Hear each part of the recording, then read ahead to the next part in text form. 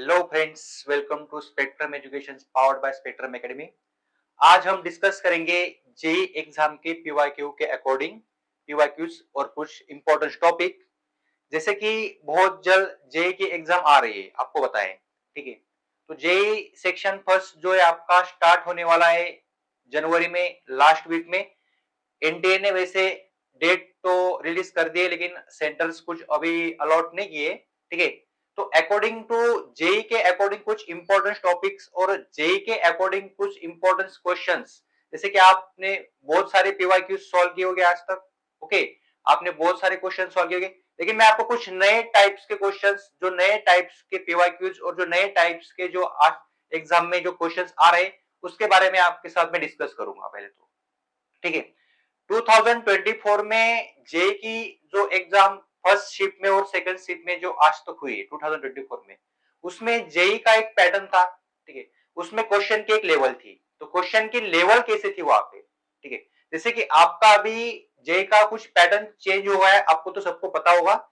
JEE में अभी नए पैटर्न के अकॉर्डिंग ए सेक्शंस में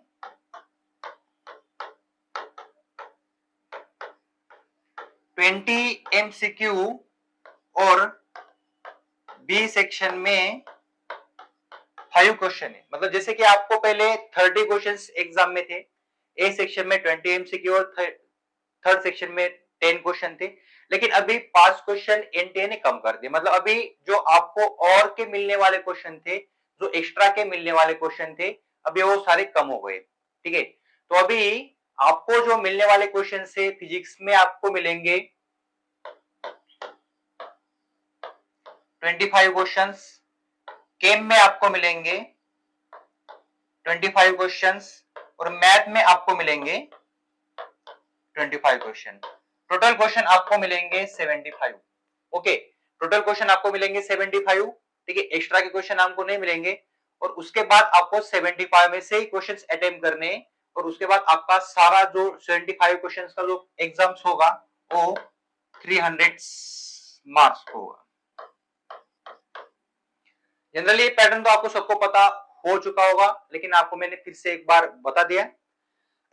जैसे कि अभी जेई के एग्जाम आ रही है, मतलब फर्स्ट सेक्शन जो आपका जेई का होता है, उसमें बहुत सारे स्टूडेंट्स कंफ्यूज हो जाते हैं, क्योंकि वहां पे आपकी बोर्ड की भी एग्जाम आती है। ठीक है, तो बोर्ड की एग्जाम आती है, जेई की एग्जाम आती है, साथ में आ जाती है, और बहुत सारे प्रैक्टिकल्स के भी डेट्स आ गए। इसलिए दोनों एक टाइम पे करना थोड़ा कंफ्यूज हो जाता है बच्चों को, बहुत सारे बच्चों का इशू होता है। इसलिए बहुत सारे स्टूडेंट ऐसे सोचते हैं कि हम सेकेंड अटेम्प्ट में जेई का अटेम्प्ट कर लेंगे। सेकेंड अटेम्प्ट मतलब आपको जो अप्रैल में मिलने वाला है वो जेई अटेम्प्ट कर लेंगे, उसके बाद हम नेक्स्ट अटेम्प्ट में कर देंगे, वहां पे आपको टाइम भी मिलेगा। तो बहुत सारे स्टूडेंट का प्लानिंग ऐसे ही होता है। बाकी स्टूडेंट का प्लानिंग होता है बच्चों की आपको फर्स्ट अटेम्प्ट में ही 99 परसेंटाइल के ऊपर परसेंटाइल लानी है। ठीक है, तो बहुत सारे स्टूडेंट अगर थोड़े दिन में, मतलब कम दिन में अगर प्रिपरेशन करना चाहते तो वन शॉट वीडियो देख के, ठीक है, सिलेबस रिकवर करके, अभी फॉर्मूले कुछ फॉर्मूले रिमाइंड करके प्रिपरेशन कर रहे हैं। तो हम इस वीडियो में या हम इस लेक्चर में डिस्कस क्या करना चाहते हैं, इसका हम मतलब डिस्कस क्या करना है हमें। जैसे कि पीवाईक्यू तो आपने सबने सॉल्व किए, ठीक है, बहुत सारे क्वेश्चन सॉल्व, लेकिन एक एग्जाम का पैटर्न होता है, तो उस पैटर्न के अकॉर्डिंग बहुत सारे पीवाईक्यूज, उस पीवाईक्यूज तो कभी जेई में रिपीट होते नहीं है, लेकिन उस टाइप के क्वेश्चन जेई में रिपीट होते हैं, उस फॉर्मूला बेस्ड के क्वेश्चन जेई में रिपीट होते हैं। ठीक है, और वैसे ही क्वेश्चन कुछ अलग अलग टाइप के जो एग्जाम है, आपके नीट की एग्जाम है, सीईटी की एग्जाम है, या कुछ अलग अलग टाइप के एग्जाम है, उसमें भी उस टाइप के, उस फॉर्मूला बेस्ड और उस कंसेप्ट के क्वेश्चन वहां पे रिपीट होते हैं।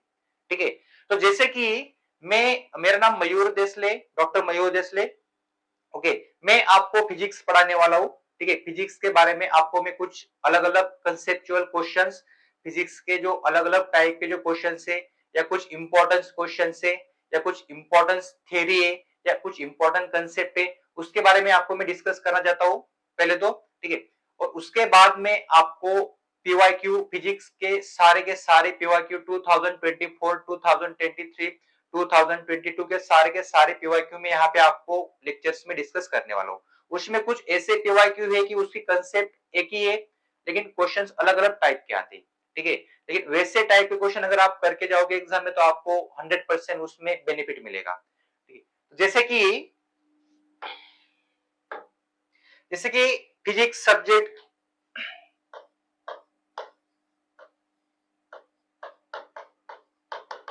पहले तो फिजिक्स सब्जेक्ट सबको हार्ड लगता है, ठीक है। फिजिक्स सब्जेक्ट में क्वेश्चन बनते नहीं है बच्चों से, बहुत सारे बच्चों फिजिक्स के क्वेश्चन गलत कर जाते हैं और बहुत सारे स्टूडेंटों को एक प्रॉब्लम है कि फिजिक्स के क्वेश्चन समझ में आते नहीं है। तो फिजिक्स के क्वेश्चन समझ में क्यों नहीं आते? सबसे पहले मतलब सबसे जो अभी चल रहा है कि क्वेश्चन समझ में नहीं आते, या बहुत सारे स्टूडेंट का प्रॉब्लम होता है कि वो क्वेश्चन में फॉर्मूला अप्लाई कर नहीं सकते, या उनको समझ में नहीं आता है कि कौन से क्वेश्चन में कौन सा फॉर्मूला यूज करना है। ओके, मतलब फिजिक्स में क्या होता है कि फिजिक्स में आपको तीन टाइप के तीन प्रॉपर्टीज पे फोकस करना है जनरली। अगर आप तीनों प्रॉपर्टीज पे या तीनों कंसेप्ट पे अगर फोकस करोगे तो आपका प्रॉपर क्वेश्चन समझ में आ जाएगा, आप फॉर्मूला उसमें अप्लाई कर सकते हो और उसके बाद आप उस फॉर्मूले में कंसेप्ट अप्लाई कर सकते हो। ओके, जैसे कि फॉर एग्जांपल आपको पहले सबसे पहले कंसेप्ट एंड थ्योरी, आपको सबसे पहले कंसेप्ट एंड थ्योरी पता होनी चाहिए। तो बहुत सारे बच्चे क्या करते हैं, बहुत सारे स्टूडेंट करते हैं कि सर कंसेप्ट थ्योरी क्या क्या करेंगे, मतलब फॉर्मूला है तो फॉर्मूला सीधा अप्लाई करके आपको क्वेश्चंस आ जाएगा, तो मतलब कंसेप्ट पढ़ने की जरूरत नहीं है या थ्योरी पढ़ने की जरूरत नहीं है। लेकिन बच्चों ऐसे नहीं है, अगर आपको कौन से भी कंसेप्ट प्रॉपर पता है या कौन सी भी थ्योरी प्रॉपर पता है तो उसके बेस पे आपको फॉर्मूला रिमाइंड करने की ज्यादा जरूरत पड़ती नहीं है। सेकेंड थिंग, अगर आपको कंसेप्ट सही से पता है तो आपको क्वेश्चन की लैंग्वेज समझ में आती है। सबसे पहले क्या, आपको अगर क्वेश्चन की लैंग्वेज समझ में लानी है या क्वेश्चन की लैंग्वेज आपको पकड़ में लानी है तो इसके लिए आपको कंसेप्ट और थ्योरी समझना सबसे जरूरी है, क्योंकि वो बच्चे आज तक कर दे नहीं है। आज बच्चे करते कि फॉर्मूला पाठ कर लो, फॉर्मूला रट लो, उसके बाद आप सीधा कैलकुलेशन कर लो, उसके बाद क्वेश्चन समझ में आ गया। लेकिन बहुत सारे बच्चों का प्रॉब्लम क्या होता है कि वो क्वेश्चंस बिना पढ़े फॉर्मूला डायरेक्ट पुट करते, पुट करने के बाद आंसर निकाल लेते, लेकिन उसमें आंसर उनका क्वेश्चन में एमसीक्यू में क्वेश्चन में आंसर मैच हो जाता है, लेकिन बाद में क्या होता है कि वो आंसर सही से करेक्ट आता नहीं है। इसका मतलब क्या है कि इसका मतलब क्या है कि आपको क्वेश्चन आ रहा है, फॉर्मूला पता है, कैलकुलेशन आ रहा है, लेकिन आपको कंसेप्ट और थ्योरी सही से समझ में नहीं आ रही, इसलिए आपको क्वेश्चन की लैंग्वेज समझ में नहीं आ रही। क्लियर? ओके, तो आपको अगर क्वेश्चन की लैंग्वेज अगर आपको सही से समझना है, अगर आपको क्वेश्चन की लैंग्वेज थ्योरी सही से समझनी है, ठीक है, तो उसके बाद उसके लिए आपको सबसे पहले आप कौन सा भी अगर टॉपिक पढ़ते हो या कौन सा भी टॉपिक अगर आप स्टडी कर रहे हो तो आपको क्या लगेगा, कंसेप्ट और थ्योरी लगेगा। क्या लगेगा? कंसेप्ट और थ्योरी। उसके बाद बच्चों आपको लगेगा फॉर्मूला, ठीक है। अगर आपको कंसेप्ट और थ्योरी सही से पता है तो आपको फॉर्मूला भी पता होना चाहिए। अगर आपको फॉर्मूला पता है तो फॉर्मूला अप्लाई करना आना चाहिए, ठीक है। अगर आपको कंसेप्ट सही से पता है, अगर आपको फॉर्मूला अप्लाई हो नहीं रहा है क्वेश्चंस में, अगर आपका फॉर्मूला अप्लाई होने के बाद भी क्वेश्चन सही से सॉल्व नहीं हो रहा है तो आप सबसे पहले उस कंसेप्ट का फॉर्मूला जो आता है वो फॉर्मूला एक रिमाइंड कर लो। जैसे कि फॉर एग्जांपल आपके पास कोई फोर्स फोर्स नाम की कंसेप्ट है, ओके, तो फोर्स का फॉर्मूला आपको पता है, बहुत अलग अलग टाइप के फॉर्मूले अकॉर्डिंग टू नॉर्मल रिएक्शन में भी फॉर्मूले आते हैं बच्चों, ठीक है। उसके बाद आपके जो फॉर्मूले आते हैं, for example force is equal to mass into acceleration का भी फॉर्मूला आता है, force is equal to mass into gravity का भी फॉर्मूला आता है। तो दोनों formula force is equal to mass into acceleration, force is equal to mass into gravity, ठीक है। तो दोनों फॉर्मूले में आपको प्रॉपर दोनों फॉर्मूले में से कौन सा फॉर्मूला क्वेश्चन में अप्लाई करना है वो आपको समझ में आएगा कंसेप्ट और थ्योरी से। तो सबसे पहले अगर आप कंसेप्ट और थ्योरी पे फोकस करोगे तो आपका फॉर्मूला अप्रोक्स क्वेश्चन में अप्लाई हो जाएगा, उसके बाद उस क्वेश्चन को आप सही से सॉल्व कर सकोगे, ठीक है। तो सेकंड जो आपकी कंसेप्ट है, आपको किसी भी कंसेप्ट का या किसी भी टॉपिक का फॉर्मूला पता होना चाहिए। थर्ड आपको पता होना चाहिए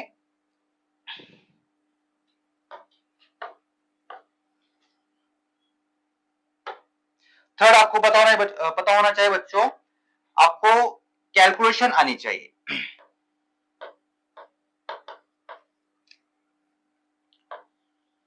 तो अगर आपको कैलकुलेशन सही से आती है, ठीक है, तो आपको कैलकुलेशन अगर सही से आती है या आपका कैलकुलेशन में कोई प्रॉब्लम नहीं है, तो जेईई के एग्जाम में कैसे होता है कि जनरली जेईई के एग्जाम में आपका मैथ सब्जेक्ट जो होता है वो प्रॉपर होता है। तो जेईई के प्रिपरेशन करने वाले जो स्टूडेंट होते हैं उनका मैथ जो है वो प्रॉपर होता है, इसलिए उनको कैलकुलेशन में दिक्कत आती नहीं है।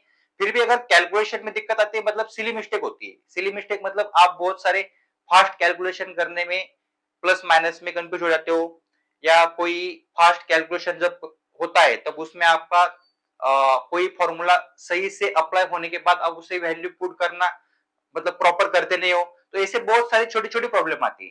तो छोटी-छोटी प्रॉब्लम अगर आपको क्लियर करनी है तो आपको क्या करना पड़ेगा स्टूडेंट, आपको सिर्फ एक काम करना है कि जो क्वेश्चन आप सॉल्व करें तो उसे बिना देखे करो सॉल्व।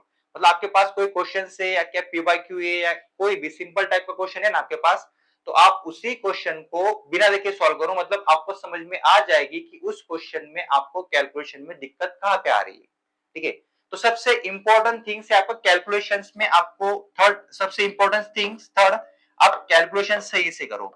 तो सबसे पहले हमने क्या किया बच्चों की कंसेप्ट और थ्योरी उसके बारे में आपको मैंने बोला। सेकंड आपको बोला मैंने फॉर्मूला पता होना चाहिए, और थर्ड आपको पता होनी चाहिए कैलकुलेशन। और फोर्थ जो है आपका सबसे इंपॉर्टेंट, आपको प्रैक्टिस करने के लिए DPP daily practice questions and PYQ, daily practice questions and PYQ, ठीक है ना, इसके बारे में आपको पता होना चाहिए या इसके बारे में आप क्वेश्चन सॉल्व करने चाहिए। तो बहुत सारे स्टूडेंट कंसेप्ट कर लेते, फॉर्मूला कर लेते, कैलकुलेशन कर लेते, लेकिन उनको ये पता नहीं होता है कि क्वेश्चन किस टाइप के सॉल्व करें।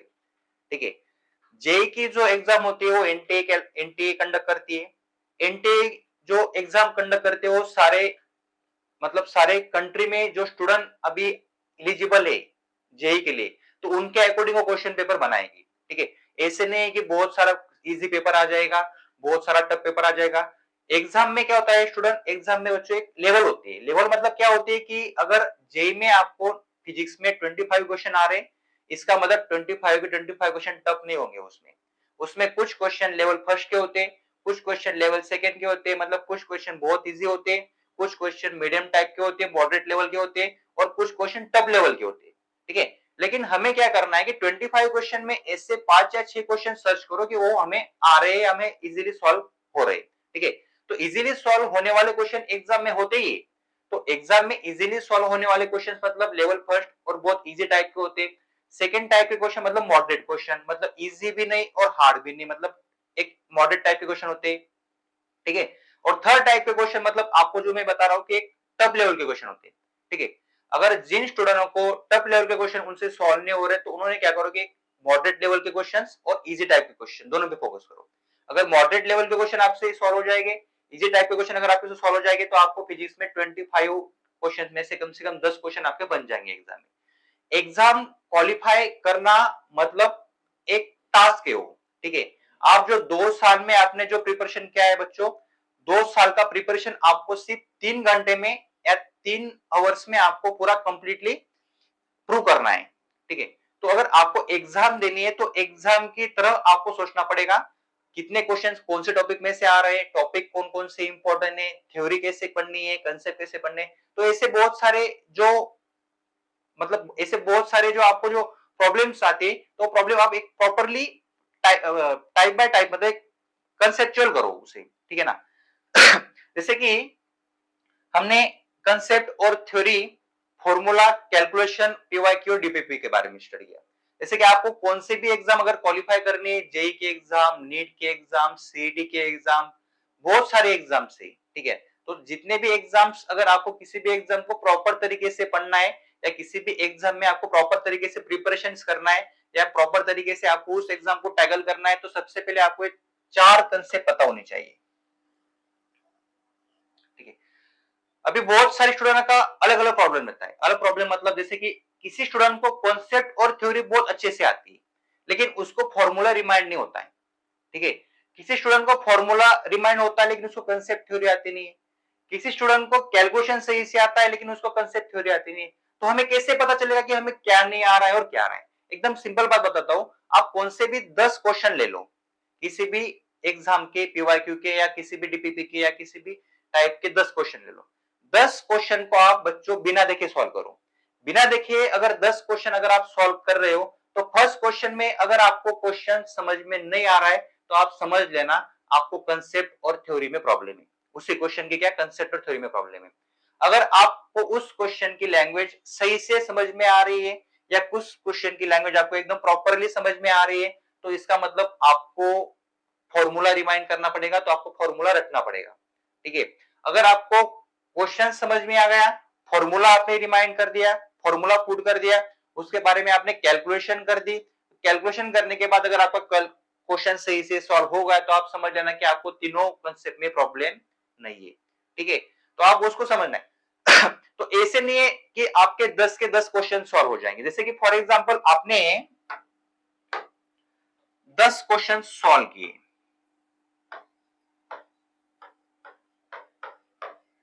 ओके, अगर आपने 10 क्वेश्चन सॉल्व किए तो 10 क्वेश्चन में से आपके कम से कम 4 क्वेश्चन बने और आपके 6 क्वेश्चन अनसॉल्व हुए। तो अगर आपके 4 क्वेश्चन आपके सॉल्व होते उसी टॉपिक के ऊपर या आपके 6 क्वेश्चन सॉल्व नहीं होते तो आप समझ लेना कि उस 6 क्वेश्चन में आपको दिक्कत कहां पे आ रही है। तो आपको क्या करना है कि जो 6 क्वेश्चन आपके 6 क्वेश्चन आपसे अगर सॉल्व नहीं होते तो उसी क्वेश्चन में आपको देखना है बच्चों की उस क्वेश्चन की लैंग्वेज समझ में नहीं आ रही, आपको उस क्वेश्चन का फॉर्मूला समझ में नहीं आ रहा है या उस क्वेश्चन में आपको कैलकुलेशन सही से करने मतलब कैलकुलेशन सही से आपसे हो नहीं रही है। ठीक है, तो आपको समझ में आ जाएगा। ठीक है, क्योंकि 10 के 10 क्वेश्चन तो एग्जाम में इजी नहीं रहते। ठीक है, अगर एग्जाम में बच्चों 25 क्वेश्चंस आते, अगर एग्जाम में 25 क्वेश्चंस आते तो 25 के 25 क्वेश्चन आपको इजी नहीं आएंगे या 25 में से 20 क्वेश्चन आपको 25 क्वेश्चन में से अभी 25 क्वेश्चन में से आपके 20 एमसीक्यू है बच्चों। ठीक है, और 5 जो है आपको तो एनईटी क्वेश्चन मतलब आपको जो न्यूमेरिकल टाइप क्वेश्चन है 5 न्यूमेरिकल टाइप मतलब आपको सॉल्व करके उसे फिलअप करना पड़ता है। ठीक है,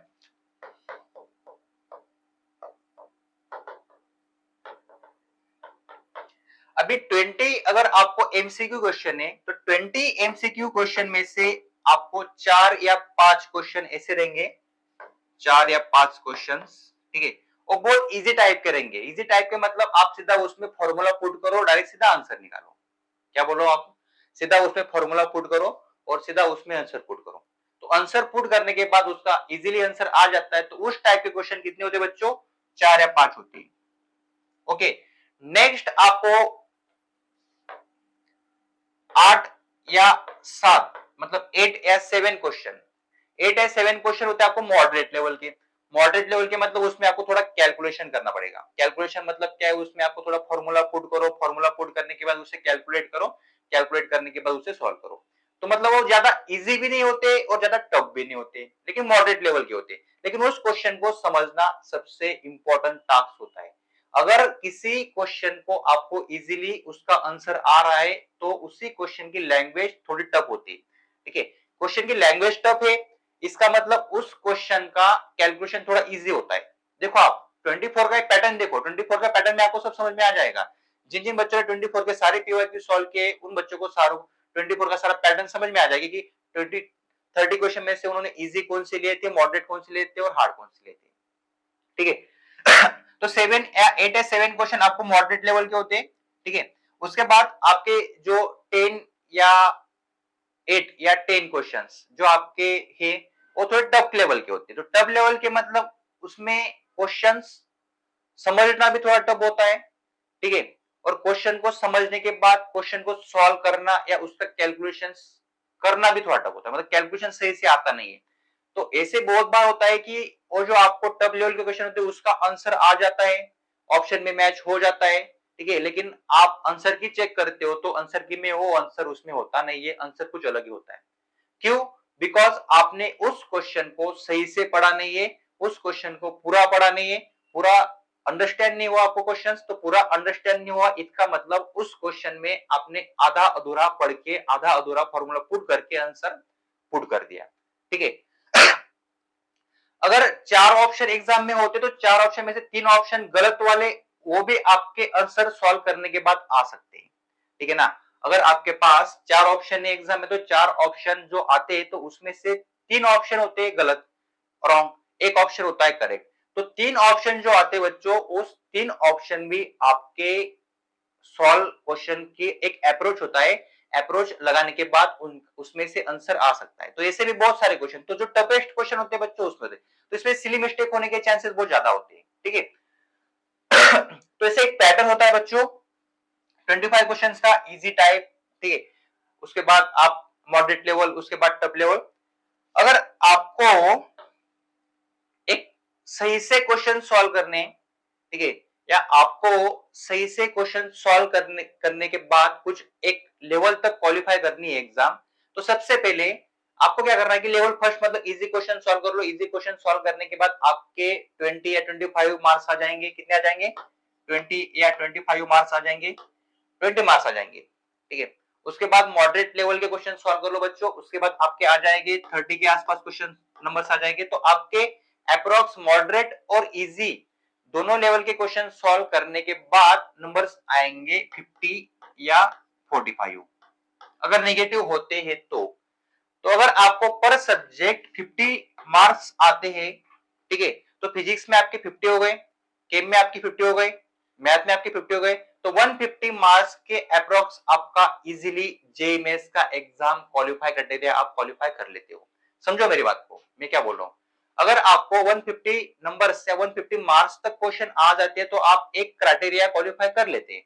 अप्रोक्स 150 के आसपास तो आपके अच्छी खासी रैंक भी आ जाएगी बच्चों, ठीक है, अगर आप सोचोगे तो, ठीक है। तो ऐसे properly management, properly questions solve कैसे करने, क्या करने, एग्जाम के जाने से पहले आपको करना क्या है, करना क्या नहीं है, तो ऐसे बहुत सारी बातें जो है आपको क्लियर करनी, ठीक है।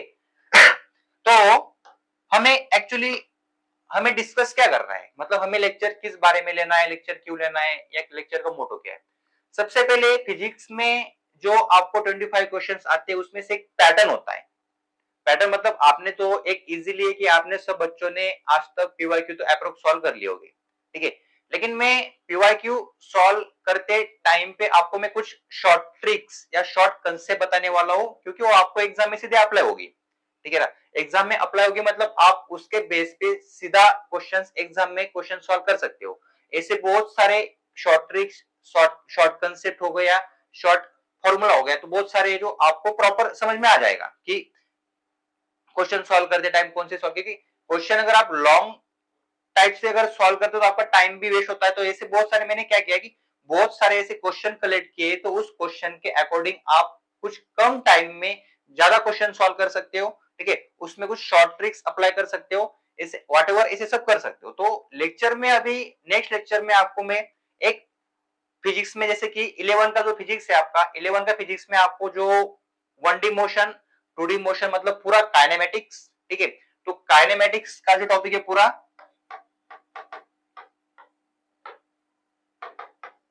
उसके बाद आपका जो सेकेंड टॉपिक है NLM, Newton's law of motions मतलब लॉज ऑफ मोशंस, और थर्ड टॉपिक है आपका वर्क,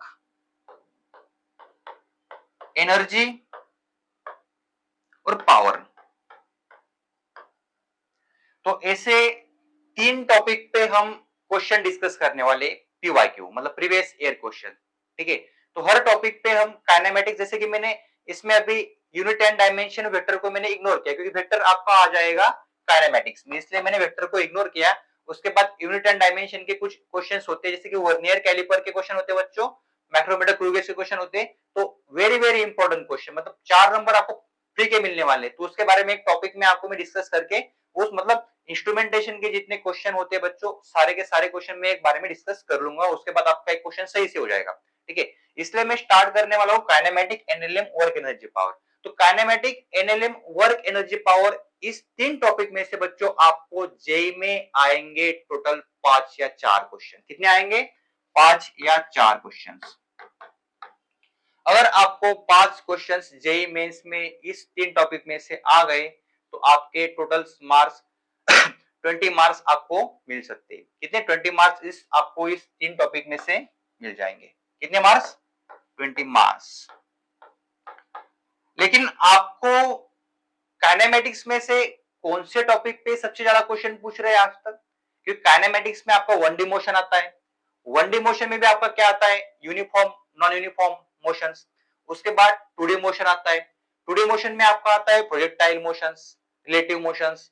प्रोजेक्टाइल में भी आपका incline plane ground to ground होता है, मतलब इंक्लाइन प्लेन में प्रोजेक्टाइल करता है पार्टिकल, तो उसमें भी टाइप है। तो आपको क्वेश्चन कौन से टॉपिक में से कैसे आएगा और कौन से टॉपिक में से क्वेश्चन टारगेट कर रहा है जेईई एग्जाम, या कौन से टॉपिक में क्वेश्चन सबसे अलग टाइप का बन रहा है आजकल, ठीक है, क्योंकि वो एनटीए अगर पेपर बनाएगी तो इजी तो बनाएगी नहीं, ठीक है, अगर क्वेश्चन बनाएगी तो एकदम इजी क्वेश्चन तो नहीं बनाएगी, लेकिन कैसे बनाएगी, क्या बनाएगी, वो एनटीए वालों के अकॉर्डिंग हम यहाँ पे उन्होंने जिन टॉपिक पे ज्यादा टारगेट किए तो उस टॉपिक के क्वेश्चन हम यहाँ पे सॉल्व करेंगे।